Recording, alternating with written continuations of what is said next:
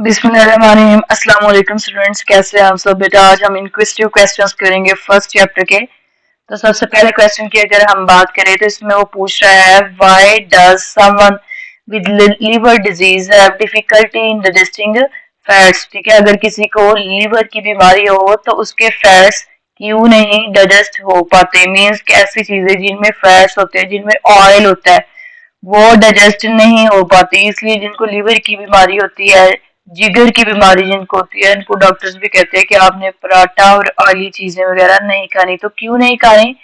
क्योंकि लिवर ही है जो कि बाइल प्रोड्यूस कर रहा होता है, और हमें पता है बाइल का क्या फंक्शन है। बाइल का फंक्शन है डाइजेशन ऑफ फैट, फैट को डाइजेस्ट करना। तो जब हमारा लिवर ही खराब है तो ना ही बाइल प्रोड्यूस होगा और ना ही फैट्स डाइजेस्ट होंगे।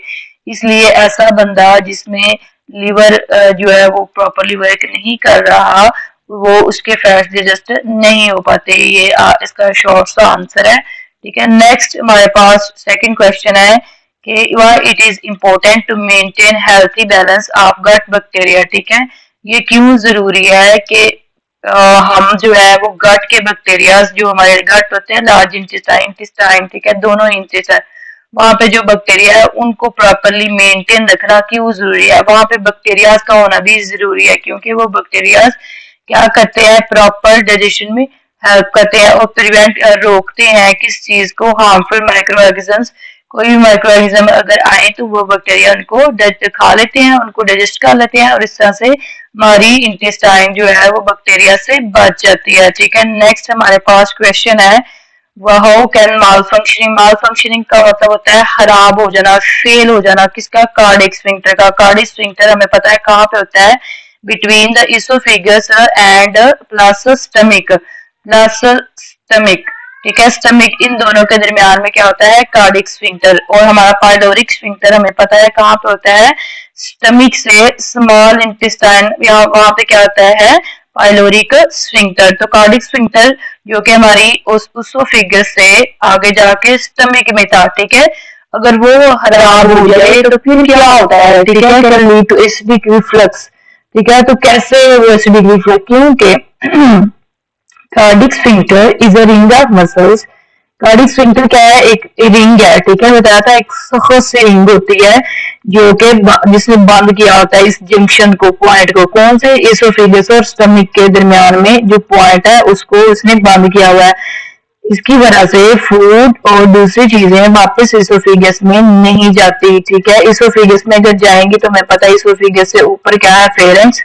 ठीक है, फेरेंक्स से माउथ, और माउथ से फिर बाहर जाएंगे। ठीक है, इसका मतलब है ये रास्ता अगेन ऊपर की तरफ का है। तो इसलिए यहाँ पे एक स्फिंक्टर होता है, एक आप समझ लो एक जो है ना वो बंद होल होता है। ठीक है, जिसने बंद किया होता है फूड को। अगर ये माल फंक्शन है, ये फेल हो जाए, ये प्रॉपरली बंद ना हो तो क्या होता है, सारा हमें पता है HCl कहाँ पे होता है, स्टमक में होता है। तो ये वापस इसोफेगस में जाना शुरू हो जाएगा, जिससे क्या होगा, बर्निंग, जैसे जलन से महसूस, क्योंकि ये एसिड है तो वहां पे जाके एक बर्निंग सेंसेशन प्रोड्यूस करेगा जिसको हम कहेंगे एसिडिक रिफ्लक्स।